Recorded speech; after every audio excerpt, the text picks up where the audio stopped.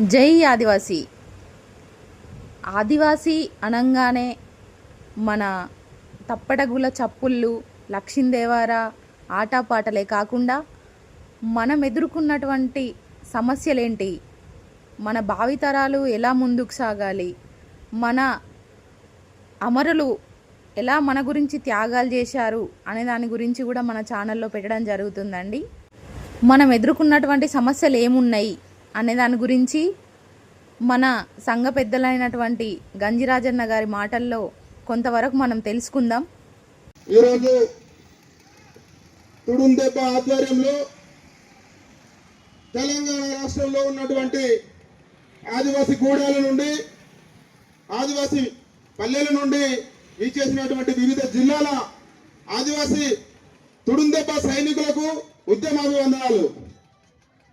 ఈ యొక్క మహాధరణ కార్యక్రమానికి ముఖ్య అతిథిగా వచ్చినటువంటి గౌరవనీయులు పెద్దలు ప్రొఫెసర్ రాజగోపాల్ గారు, అలాగే సభా అధ్యక్షులు గౌరవం నజేశన్న గారు, గణేశన్న గారు,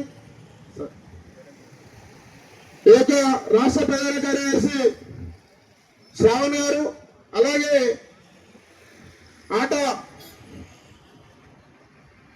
ఆదర్శ సొసైటీ పెద్దలు గౌరవనీయులు పాప గారు, అలాగే పెద్దలు జాతీయ కన్వీనర్ రామనాథ్ లక్ష్మయ్య గారు, ఆదివాసీ ప్రొఫెసర్ రాధా అక్క గారికి, అలాగే నా తోటి ఉద్యమకారులందరికీ కూడా ఉద్యమాభివందనాలు తెలియజేస్తూ, ఏదైతే 1/70 యాక్ట్, ఏదైతే 1/70 యాక్ట్ ను కేంద్ర ప్రభుత్వం కుట్ర పన్నితే రాష్ట్ర ప్రభుత్వం దానికి ఆమోదం తెలుపుతూ ఈ యొక్క ఆదివాసుల చట్టాలను నిర్వీర్యం చేస్తున్నటువంటి ఈ యొక్క ప్రభుత్వాలకు రాబోయే కాలంలో ఆదివాసీలు అందరూ కూడా ఎదురు తిరిగి సమాధానం చెప్పాల్సిన అవసరం వచ్చింది.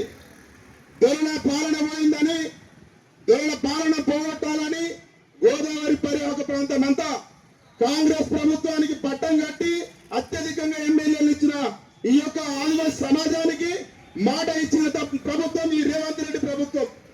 ఏదంటే రేవంత్ రెడ్డి గారు ఎన్ని మాటలు చెప్పారు, ఎన్ని హామీలు ఇచ్చారు, కానీ ఒక్క హామీ కూడా ఇప్పటి వరకు నెరవేర్చలేను. ఆదివాసులతో సమావేశం కూడా ఏర్పాటు చేయకపోవడం ఈ 3 సంవత్సరాల కాలంలో ఈ మాటలు చెప్పి వచ్చినటువంటి ప్రభుత్వానికి, ఈ మాటలు చెప్పి మనం ఓట్లను మూటలుగా మలుచుకున్నటువంటి ఈ ప్రభుత్వానికి గుణపాఠం చెప్పే రోజు వచ్చింది. ఎందుకంటే 3 సంవత్సరాలు కంప్లీట్ అయ్యి 4వ సంవత్సరంలో అడుగు పెడుతున్నటువంటి ఈ యొక్క రాష్ట్ర ప్రభుత్వం, ప్రజా ప్రభుత్వం అనుకున్నటువంటి ఈ యొక్క కాంగ్రెస్ పార్టీ ప్రభుత్వం మన ఆదివాసుల గొంతు నొక్కింది. ఈ గొంతులో ఆదివాసీ ఎమ్మెల్యేలు కూడా, ఆదివాసీ మంత్రులు కూడా ఏం మాట్లాడలేని సందర్భం. ఎన్ని మాటలు ఇచ్చారు. ఏదైతే ఆదివాసీ ప్రాంతాలైనటువంటి అన్నిటిని విత్తు షెడ్యూల్ భూభాగాన్ని కాపాడుతా అన్న ఈ యొక్క కాంగ్రెస్ ప్రభుత్వం ఏ పని చేయకుండా ఏ ఒక్క 8 లక్షల పోడు పట్టాలకు భూములు ఇస్తా అని చెప్పినటువంటి ఈ ప్రభుత్వం ఒక్క పోడు పట్టాలు కూడా ఇప్పటి వరకు ఇవ్వకపోవడం ఈ ప్రభుత్వం చేస్తున్నటువంటి దమనకాండగా నేను భావిస్తా ఉన్నా. ఏదైతే ఆదివాసుల మీద కపట ప్రేమ చూపిస్తున్నటువంటి ఈ యొక్క ప్రభుత్వాలకు మనం తగిన గుణపాఠం చెప్పాల్సిన, కార్యాచరణ చేయాల్సిన అవసరం ఎంతనే ఉంది. ఇన్ని సమస్యలు ఏదైతే కొమరం భీమకాన్ని మొదలు పెడితే మొన్నటి వరకు మా ఊకే సంజీవ్ దాదా వరకు పోరాటాలు చేసి అమరులయ్యారే తప్ప ఏ ఒక్క సమస్యకు ఏ ప్రభుత్వాలు కూడా మనకు సహకరించలేదు. ఇవాళ ఏజెన్సీ ప్రాంతంలో ఉన్నటువంటి భూములన్నీ గిరిజనేతల చేతులలో ఉన్నాయి. ఈ గిరిజనేతలను మనల్ని ఇబ్బంది పెడతా ఉన్నారని ఐటీడీఆర్ కోర్టుల చుట్టూ తిరిగితే, ఎస్డీసీ చుట్టూ కావచ్చు, సిపిసి చుట్టూ తిరిగితే కూడా మాకు న్యాయం జరుగుతలేదు. మందమరి పట్టణం ఉంటది. మందమరి పట్టణంలో దాదాపుగా ఏజెన్సీ అది ఇప్పటికీ వందల ఇల్లు డబుల్ బెడ్రూమ్ల లెక్క పెద్ద పెద్ద బహళ అంతస్తులు నిర్మిస్తున్నారు సార్.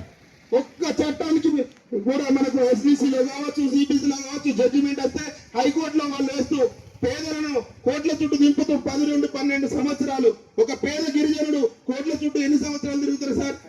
ఉన్న పశు సంపదను అమ్ముకొని కూడా ప్రయత్నం చేస్తే ఆఖరికి వస్తే వాళ్ళ చేతుల్నే మన ఆదివాసీ బిడ్డలు ఇదైతున్న సందర్భం.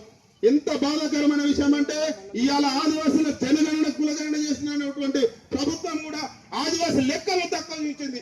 ఆదివాసుల జనాభాను తక్కువ చూసింది. ఆదివాసులను మొత్తానికే అన్యాక్రాంతం చేసే ప్రయత్నం చేస్తూ ఉంది. ఏదైతే ఆదివాసుల జనాభా కూడా తక్కువ ఇచ్చినట్టు ప్రభుత్వం దాదాపు గోండుల జనాభా ఆదివాసుల జనాభా 3 లక్షల జనాభా ఉన్నది. 3,50,000 జనాభాను చూపించడం చాలా సిగ్గుచేటు. దాదాపుగా మేము 10 లక్షల జనాభా ఉంటాం. కానీ ఏదైతే ఏం కుట్రలు పడుతూ ఉన్నారో, ఏం కుయుక్తులు పడుతూ ఉన్నారో, మా యొక్క జనాభాను తక్కువ చూస్తే 1/70 కావచ్చు. ఈ ఆదివాసీ చట్టాలు కూడా ఈ రాష్ట్రంలో నిర్వీర్యం చేయాలనే కుట్ర జరుగుతుందనే అనుమానం జరుగుతూ ఉంది సార్. జనాభాను తగ్గిస్తే ఆదివాసులకు అన్యాయం చేస్తే వాళ్ళని అసెంబ్లీ స్థానాలు తగ్గించచ్చు, అలాగే వాళ్ళకి కావాల్సిన రిజర్వేషన్లు తగ్గించాలనే ప్రయత్నం చేస్తుందామని మాకు బాధ ఉంది. మేమేమంటున్నాం సార్, మా యొక్క ఆదివాసీలకు ఈ యొక్క భూమి మీద పుట్టినటువంటి ఆదివాసీలకు న్యాయమైన చట్టాలు ఉన్నాయి, అవిటిని ఇంప్లిమెంట్ చేయమంటా ఉన్నాం. ప్రత్యేకమైనటువంటి చట్టాలు మాకు ఏమవసరం లేదు. జీవో నెంబర్ తీసేసారు, 1/70 మీద కుట్ర పన్నిరు. ఈ అన్నిటి మీద మా జాతుల మీద కుట్రలు పన్నుతున్నటువంటి ప్రభుత్వాలకు మనమందరం తగిన గుణపాఠాలు చెప్పాల్సిన అవసరం ఉంది. కాబట్టి ఆదివాసీ మిత్రులారా, ఎన్ని కుట్రలు కుతంత్రాలు పార్టీలు చేసినా మనమందరం ఒక దాటి మీద ఉండాలి. ఒక దాటి మీద ఉండి పోరాటం చేయాల్సిన సమయం ఆసన్నమైంది. ఇవాళ తెలంగాణ ఏర్పడిన తర్వాత 12 సంవత్సరాలు అయినా కూడా ఆదివాసీల కోసం ఒక్క ప్రణాళిక సిద్ధం చేయాలి.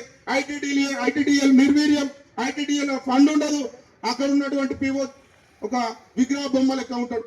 ఆ పిఓ దగ్గరికి పోతే ఒక సెల్ఫ్ ఎంప్లాయ్మెంట్ ఉండదు.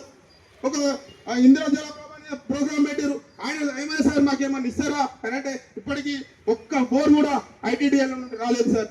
ఎన్ని ఐటీడీఎల్ కూడా నిర్వీర్యం అవుతా ఉన్నాయి. కాబట్టి ఏదైతే ఆదివాసీల హక్కుల కోసం కొమరం భీం అలాగే మా బిర్సా ముండా ఇప్పటి వరకు ఎంతమంది పోరాటం చేశారో అదే విధంగా మనం పోరాటం చేయాల్సిన అవసరం ఉందని పిలుపునిస్తూ ఈ యొక్క అవకాశం ఇచ్చినటువంటి పెద్దలు సభాధ్యక్షులు అన్నగారికి ధన్యవాదాలు చేస్తూ ముగిస్తున్నాను. జై ఆదివాసీ.